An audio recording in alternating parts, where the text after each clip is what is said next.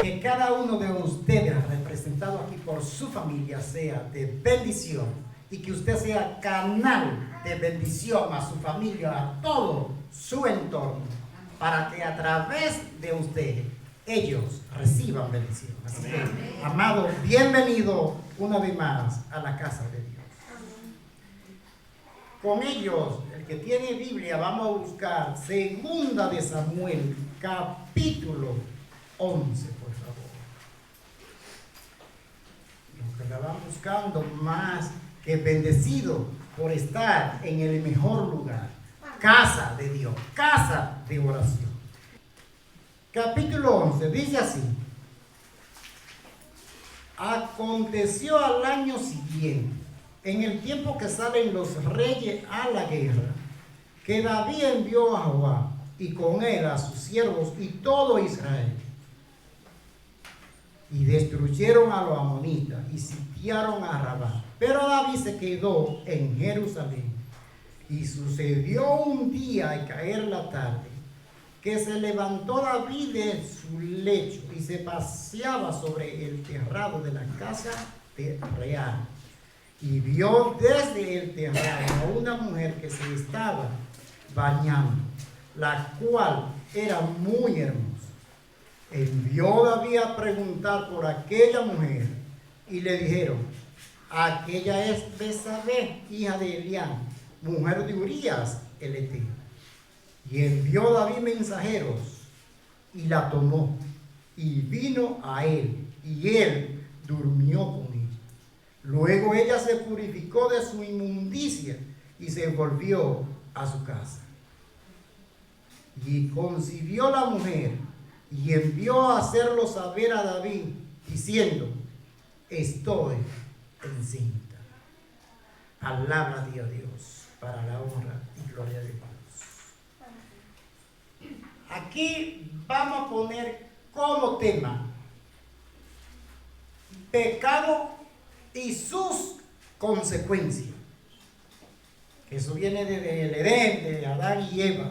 Pero no vamos a hacer mención de Adán y Eva, sino nos vamos a concentrar sistemáticamente en el pecado de David, aquí en Segunda de Samuel. Y para ello quiero hacer dos preguntas. Una ahora al inicio de la predicación y otra al final. Y la pregunta es: ¿conoces tú a tu Padre Dios, tú como su hijo? O de otra manera, ¿obedeces tú a tu Padre Dios, tú como su hijo? Esto es una pregunta para la conciencia, para tu alma, para el espíritu. Es la pregunta. Y aquí vamos a hacer una narrativa de lo que es el versículo 1 y 2. La narrativa dice que era el tiempo de la guerra, que salían los reyes. Y sucedió que David se quedó en Jerusalén y envió a Joab y a su ejército. ¿Qué es lo que dice el verso 2? Y sucedió un día. ¿Qué pasó ese día? ¿Cuándo? Al caer la tarde, después que David se hubo levantado de su lecho, se paseaba en el terrado de la casa real. Ajá, ¿y qué sucedió? Dice la escritura que vio una mujer que se estaba bañando, hace énfasis, la cual era muy hermosa. Esa es la narrativa que se ve ahí. Ahora del verso 3 al 5, que no lo vamos leyendo sino parafraseado, viene la acción del que se vio una mujer que se estaba bañando, la cual era muy hermosa. ¿Qué acción viene ahora? David manda a preguntar por aquella mujer. le dijeron en plural, no en singular, no le dijo, no, le dijeron sus siervos, esa es Betsabé, hija de Eliab, mujer de Urías el Eteo. Si le dijeron eso, era porque eran dos nombres reconocidos. Pero David preguntó, pero no escuchó. Porque la Biblia lo que dice es que volvió y mandó mensajeros a tomar a Betsabé. La trajeron a él, vino a él, y él la tomó y durmió con ella. Yo digo, ¿para qué preguntó David si no escuchó? Hizo eso. Y entonces, el verso 5 lo que dice es: y mandó Betsabé a decir a David: estoy encinta. Después de la narrativa del 1 y 2, la acción desde el verso 3 al 5, ahí está la acción. Entonces, de la acción, que es el primer pecado, al tomar a Betsabé, tuvo un tiempo David de reflexionar, de arrepentirse, porque para que una mujer sepa que está encinta, tiene que pasar desde 1 mes y medio a 2 meses, quizás hasta 3 meses. Es decir, que tuvo tiempo David de reflexionar, arrepentirse, pero eso no sucedió, sino que con el versículo 5, cuando le dice Betsabé, estoy encinta, de la acción tiene que venir una reacción.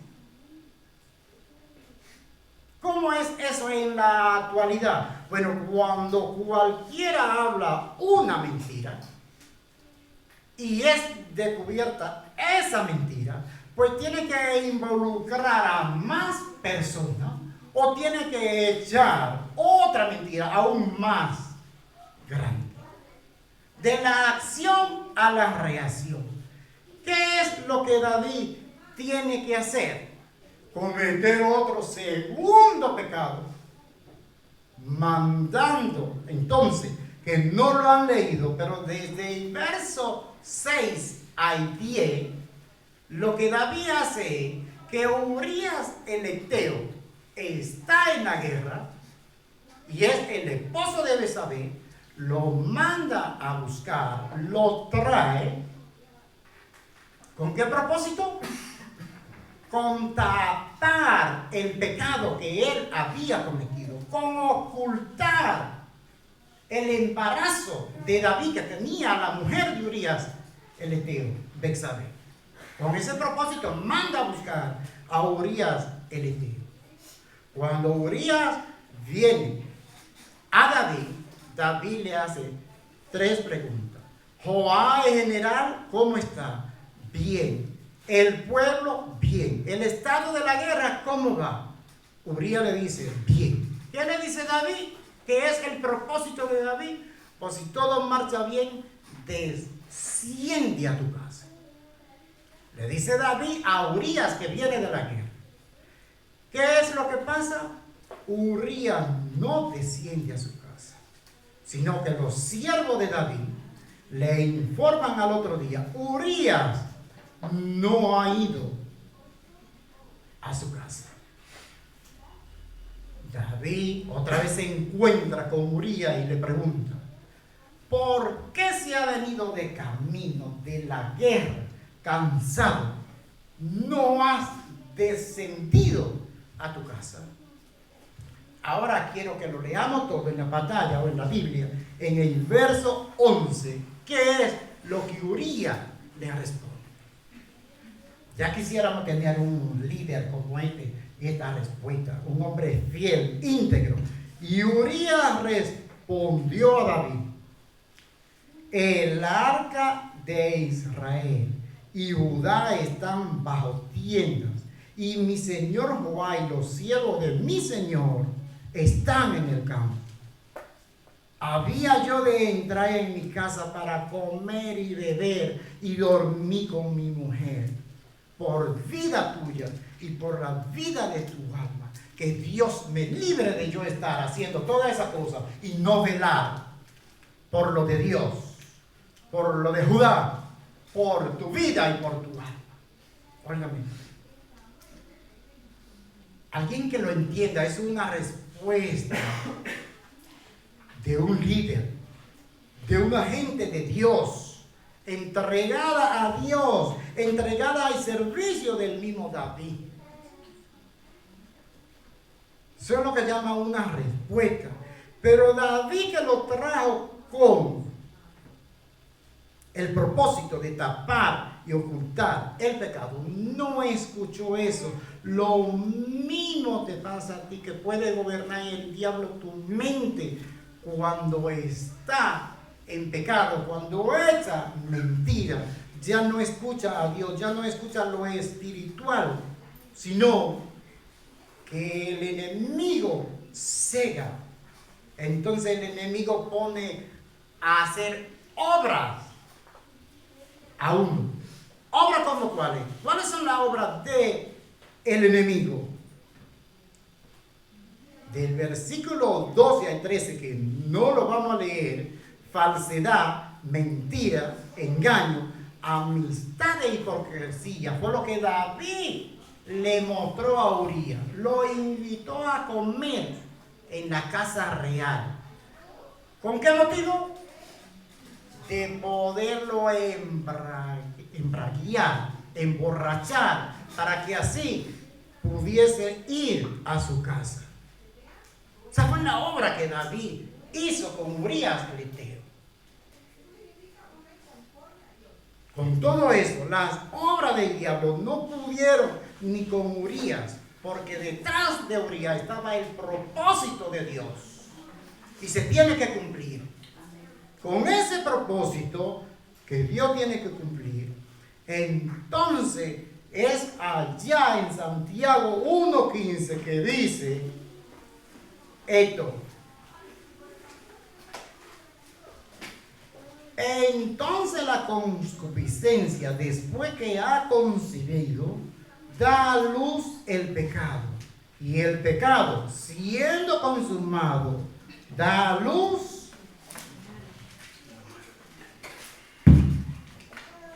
ese solo versículo dice: después que la pasión, que fue lo que David vio, que la mujer era muy hermosa, lo llevó al pecado consumarlo. Y es lo que dice el pecado: después de consumado, ¿qué es lo que va a dar? A luz a la muerte. Precisamente es del versículo 14 en adelante, de donde estamos, es que sucede esto. Joab duró 2 días o 3 en el palacio de la casa real. Como no descendió a su casa, entonces David maquinó y lo despachó al 3er día, y escribió una carta al general Joab, que está en la batalla. Cuando el general Joab recibe la carta, David escribió esto: poné a Urías el Eteo en lo más fuerte de la batalla, y vosotros retiraos, que muera. Precisamente en el relato que ustedes lo estudian en su casa, le hicieron saber a David: la guerra se puso fuerte, muchos siervos tuyos murieron, y también Urías el Eteo. No se les vaya que leímos ahora mismo a Santiago 1:15. Cuando tú ves y consuma el pecado va a dar luz a la muerte. Ya este es el 3er pecado que David ocupa aquí. El primero la tomó a Betsabé, que no era de ella. El segundo quiso tapar, ocultar el pecado, y ahora manda a matar a Urías el Eteo, que es el 3er pecado. Tercer pecado. Entonces, después de los pecados, yo le dije, pecado y sus consecuencias. Ahora nos vamos a enfocar las consecuencias que nos traen mentir, hacer todo lo que no es de Dios.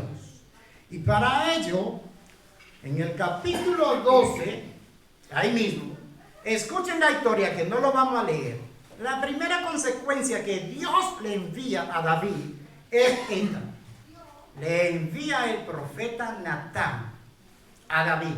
Y el profeta Natán le hace una parábola, diciéndole, habían dos hombres en una ciudad. El uno era rico, tenía numerosas vacas y ovejas, y el pobre tenía solo una sola corderita, la cual había comprado, criado con su bocado, durmiendo con ella, y la tenía como a una hija. Mas le llegó un hombre de camino al hombre rico, y éste no quiso matar de sus numerosas vacas y ovejas, sino que fue y le arrancó al pobre la única corderita, la cual tenía como a una hija. Se encendió el furor de David y dijo, ese hombre es digno de muerte. Por tanto debe pagar la cordera con 4 tantos. El profeta Natán, enviado por Dios, le dice, ese hombre eres tú. Así ha dicho Jehová. La mujer de Urías Tomate, que era la única mujer. Y ahora sí vamos a leer de capítulo 12, del verso 9 al 11, que dice así. ¿Por qué pues tuviste en poco la palabra de Jehová, haciendo lo malo delante de sus ojos? A Urías heriste a espada y tomaste por su mujer a su mujer, y a él lo mataste con la espada de los hijos de Amón, por lo cual ahora no se apartará jamás de tu casa la espada, por cuanto me menospreciaste y tomaste la mujer de Urías Eteo para que fuese tu mujer. Así ha dicho Jehová, he aquí que yo levantaré el mal sobre de tu misma casa, y tomaré tus mujeres delante de tus ojos, y la daré a tu prójimo, el cual yacerá con tus mujeres a la vista del sol.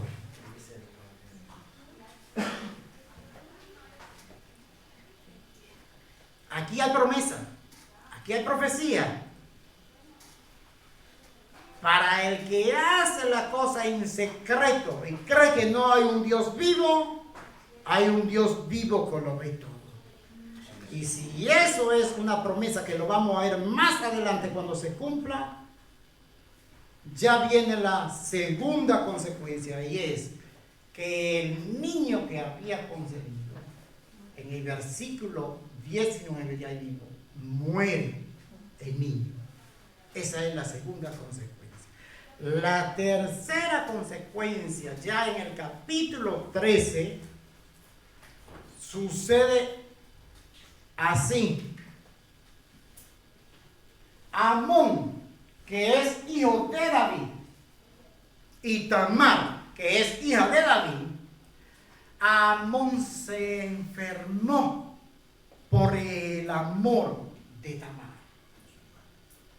Con mentira de Amón a su padre David, cual es el rey, le dice, estoy enfermo, envíame a Tamar, tal vez de la mano de ella yo puedo comer. Su padre, el rey, la envía. Allá, cuando la envía, entonces Amón la forza, la viola. Y a raíz de ese forzamiento del capítulo 13 que estamos, que vamos a ir sistemáticamente, en el versículo 23, vea qué dice que es la cuarta consecuencia. Y dice, aconteció pasado 2 años. ¿Qué sucedió? Déjeme narrárselo de la siguiente manera. Ahí le dice que Absalón había progresado y tenía esquiladores económicamente. Ya tenía en maquinación vengarse de Amón porque había violado su hermano. Hace una fiesta, invita al rey y su ejército.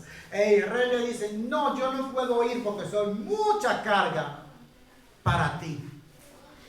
Absalón le dice, pues permite que tus hijos entonces vengan, me acompañen. Y David deja ahí a sus hijos. No hay nada de malo en eso, diríamos.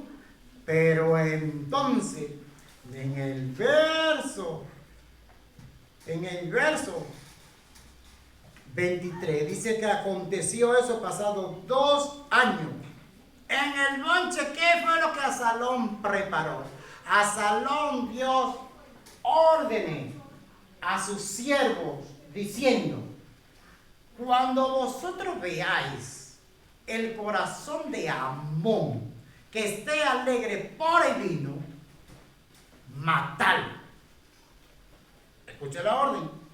Lo mismo hicieron los siervos de Absalón cuando vieron el corazón de Amón alegre. Entonces mataron a Amón. Se pone el corredero todo el mundo porque ocurre un desastre. Les llega la noticia en el versículo 30, ahí mismo, al rey David. No se pierdan, 13:30, léalo. Estando ellos aún en el camino, llegó a David el rumor que decía, Absalón ha dado muerte a todos los hijos de Israel, y ninguno de ellos ha quedado. Óigame, que mis hijos salgan para una fiesta y venga alguien a darme la noticia, los hijos tuyos han sido muertos. Ustedes se imaginan el alma de un padre. ¿Qué es lo que le están diciendo? ¿Y saben por qué esa noticia? Porque estamos leyendo la consecuencia que le pasó a David, lo que nos pasa a nosotros a causa del pecado o los pecados. Consecuencia.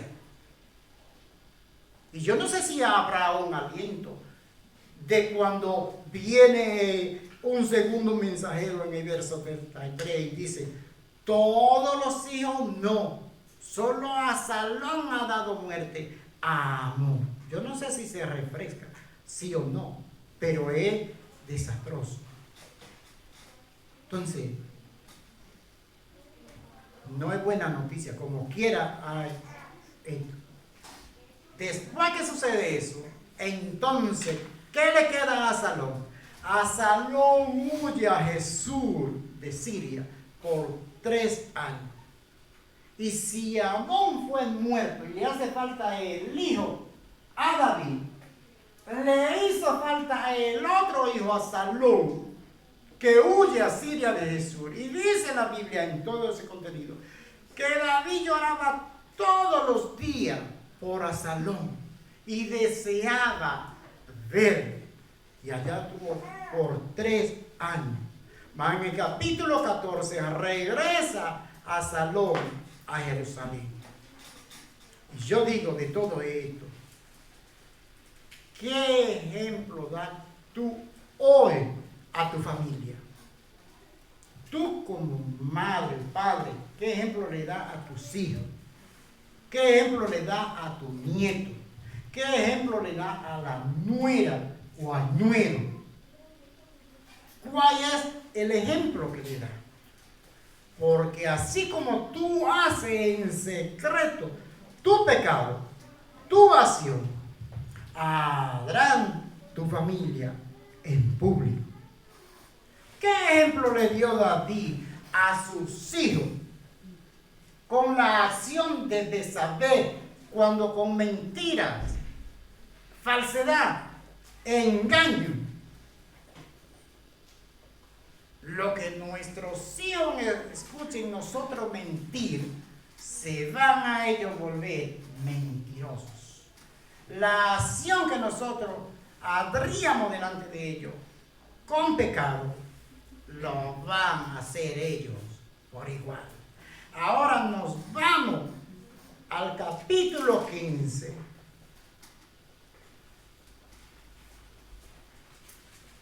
Y en el verso 7, nada más leo un trocito. Y dice, al cabo de 4 años, ¿de qué? Absalón duró 3 años corriendo, que él regresó a Jerusalén. Absalón está en Jerusalén. Y al cabo de 4 años aconteció, se lo voy a parafrasear, el que quiera leer, lo lee, que Absalón le dijo al rey David, su padre, tu siervo cuando estaba en Jesús de Siria, prometió voto a Jehová. Ahora voy a pagar los votos. Lo que le estoy diciendo otra vez se lo voy a repetir. Así como David le mintió con falsedad, mentira y engaño para tapar y hizo traer a Uriel Eteo, los hijos vieron esa falsedad. Pues lo mismo está haciendo Absalón aquí con el rey David. Voy a pagar voto. Mentira. ¿Sabe qué fue lo que pasó? Se lo cuento para que no lo lean. Se consiguió a Ahitofel, vidente, consejero de David, y se lo llevó a pagar los votos. Y le seguían 200 hombres. Allá en Hebrón entonces sucedió el ungimiento del reinado de Absalón. Y tocó la trompeta. De una vez comienzan los mensajeros a correr, a dar noticias. Y en el verso 13, de ahí, de donde estamos, dice el mensajero a David, Absalón se ha proclamado rey y el corazón de todo Israel se va tras de él. ¿Están escuchando lo que fue la falsedad? ¿A qué le dijo Absalón a su padre que iba a pagar voto? ¿Qué sucedió? Mentira, engaño, falsedad. Lo que fue a ungirse como rey. Viene el mensajero en el verso 13 y le dice, el corazón de todo Israel se va tras Absalón. Con una noticia así, ahora sí vamos a leer el versículo 14, que dice, entonces David dijo a todos sus siervos que estaban con él en Jerusalén, levantaos y huyamos, porque no podremos escapar delante de Absalón. Daos prisa a partir, no sea que apresurándose él nos alcance y arrojando el mal sobre nosotros y hiera la ciudad a filo de espada. Y el verso 16, por favor. Y el rey entonces salió con toda su familia en pos de él, y dejó el rey 10 mujeres concubinas para que guardasen la casa. Póngale asunto a esas 10 concubinas, que ahí se tiene que cumplir algo más adelante. Entonces, el mensajero, versos 16 y 14, salió huyendo deprisa. En el camino es que David va a pasar revista quién va con él, quién le hizo falta. Y en el camino, entonces, ahí van como 600 hombres extranjeros desterrados, en los cuales está Itai, que tiene un similar a Rula Moabita. moabita, cuando le dijo lo que le dijo a Noé: tu Dios será mi Dios, tu tierra, tu Dios, mi Dios, y todo eso le dio la moabita. Y en el verso 21, cuando David le dice a Itai: tú viniste ayer, ¿a qué ha de pasar con nosotros? A pasar trabajo. Vuélvete a rey y que Dios te bendiga. Lo que David le dice a Itai. Vea la contesta que le dio Itai en el versículo 21. Y respondió Itai al rey diciendo: vive Dios y vive mi señor el rey, que o para muerte o para vida, donde mi señor el rey estuviere, allí estará también tu siervo. Una contesta idónea, parecía a la que le dio Urías el Eteo. Y mientras que David va huyendo, dado deprisa, pasando revista, solamente hay que hacerse una pregunta.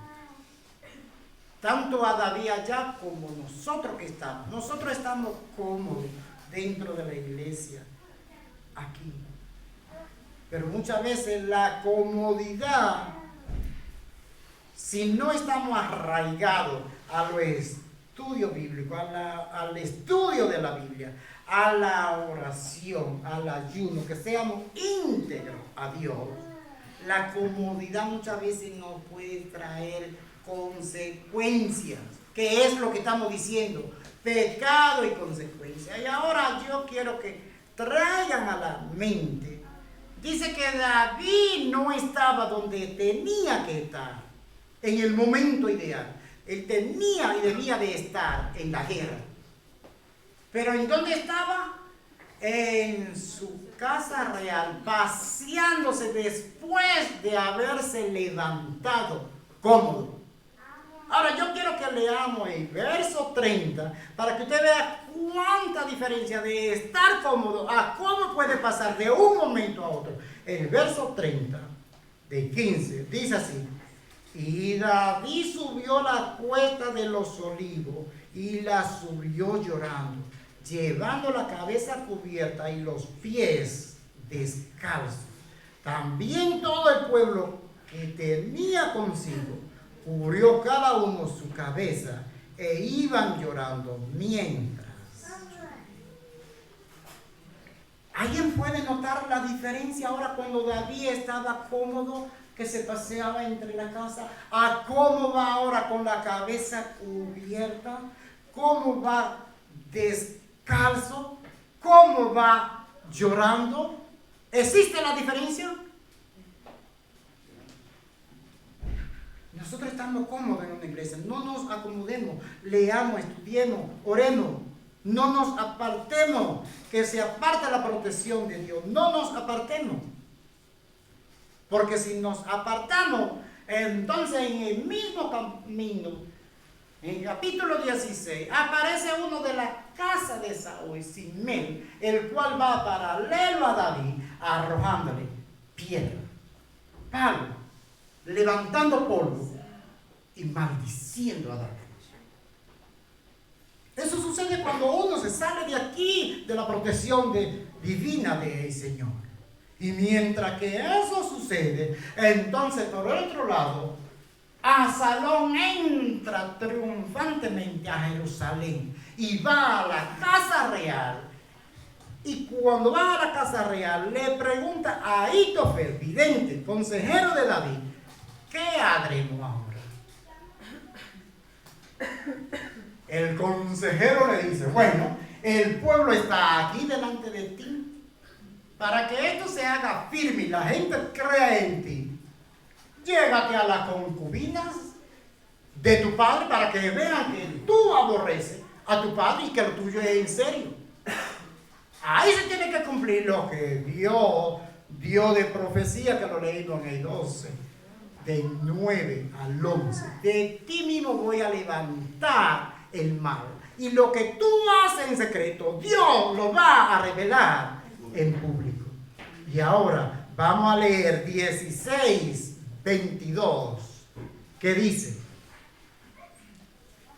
entonces pusieron para Absalón una tienda sobre el terrado, y se llegó a Absalón a las concubinas de su padre, ante los ojos de todo Israel. ¿Por qué se tiene que cumplir eso? Porque Dios lo profetizó. Y Dios profetiza que lo que nosotros hacemos en secreto, Dios lo manifiesta en público. Y lo que tú haces a escondida, Dios lo va a manifestar en público. Porque Dios es un Dios vivo y celoso por sus hijos. Dios lo va a manifestar en público. Entonces hay dos situaciones. Hay un rey que está huyendo, pero que fue unido por Dios, y lo de Dios no lo deshace nadie. Amén, amén, amén. Esa es la gran diferencia. David está huyendo, pero fue unido por Dios. Ahora, Absalón tiene dos situaciones. Absalón mató a su hermano y huyó. ¿Alguien cree que se paga con huir? No, no se paga con huir. Absalón hace otra cosa, se rebela contra su padre. Está violando uno de los 10 mandamientos. Honra a tu padre. Lo está deshonrando con hacerse rey, desplazando. Entonces, Absalón no ha sido corregido por justicia humana. ¿Por quién tiene que ser corregido Absalón? Pues por la justicia divina. Y como ahora hay dos bandos, pues se tiene que producir instantáneamente una batalla entre los dos bandos. Y ahí es que Dios va a corregir. Y en el capítulo 18, 5 y 7, vamos a leer para que se puedan meter en la escena. Dice así: David se quedó, no fue a la guerra otra vez, y dio esta orden. Y el rey mandó a Joab, a Abisai y a Itai, diciendo: tratad benignamente por amor de mí al joven Absalón. Y todo el pueblo oyó cuando dio el rey orden acerca de Absalón a todos los capitanes. Salió pues el pueblo al campo contra Israel, y se libró la batalla en el bosque de Efraín. Y allí cayó el pueblo de Israel delante de los siervos de David, y se hizo allí en aquel día una gran matanza de 20,000 hombres, entre los cuales cayó también Absalón. Otra vez los mensajeros corren como si le fuesen a dar premio por la noticia. Y llega la noticia a David en el versículo 32 y 33. 32 y 33. En el 32 dice así: el rey entonces dijo al etíope: ¿el joven Absalón está bien? El etíope respondió: como aquel joven sean los enemigos de mi señor el rey, y todos los que se levantan contra ti para mal. Entonces el rey se turbó y subió a la sala de la puerta y lloró, y yendo decía así: hijo mío Absalón, hijo mío Absalón, ¿quién me diera que muriera yo en lugar de ti? Absalón, hijo mío, hijo mío. Y ahí mismo 19:4 sigue diciendo: el rey, cubierto el rostro, clamaba en alta voz: hijo mío Absalón, Absalón, hijo mío mío. ¿Escuchan cuánto lloro, cuánto clamor a causa de la consecuencia cuando nos ponen algo cómodo, cuando nos ponen algo bonito, que fue lo que la Biblia hizo énfasis en la mujer que se estaba bañando, la cual era muy hermosa? Cuando nosotros no estamos espiritual delante de Dios, cuando no somos íntegros, fiel a Dios, entonces viene el diablo y llena la mente, el corazón, y entonces vienen las consecuencias tarde que temprano a nuestra vida, a nuestra familia, por errar, por el error. Nosotros estamos advertidos de todo lo que nos puede pasar. Y si David iba en el camino y todo eso iba sucediendo, que iban maldiciendo, lo que le ha pasado en la guerra, cuidado, iglesia, que todavía esas son cositas, porque entonces se pueden levantar gigantes, se pueden levantar los filisteos, batalla. Nos acordamos de cuando David mató a Goliat, ¿cuántas piedras cogió? 5, ¿no? Utilizó una, pero los propósitos de Dios se tienen que cumplir. En el momento no sabemos por qué cogió las 5, pero cogió 5. Pues en el capítulo 21, ahí aparecen 4 guerras de los filisteos, los cuales eran 4 gigantes en las 4 guerras. Si estamos cómodos dentro de la iglesia y nos dejamos sacar de ella, van a aparecer gigantes en nuestra vida. Cuidado que no aparezcan esos gigantes. Por la gracia divina de Dios, esos gigantes fueron muertos. Y era una cosa tan excepcional que dice que la lanza de uno pesaba 200 ciclos. El otro era como la piedra de un muladar. Y había uno que se llamaba Goliat, otro Goliat ahí mismo, no el primero, sino otro. Y había uno que tenía 24 pies. Gigantes se pueden levantar. Entonces, de todo ese contexto que pasó David, de ahí es que realmente nace lo que es el arrepentimiento de David con el Salmo 51.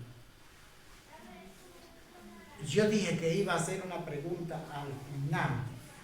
La primera es: ¿conoce o obedece tú a tu Padre Dios, tú como su hijo? Yo no sé si lo conoce o lo obedece. Pero la segunda pregunta es la siguiente: si Dios le hizo esto a David, ¿no nos lo hará a nosotros? ¿No me lo hace a mí? ¿No te lo puede hacer a ti?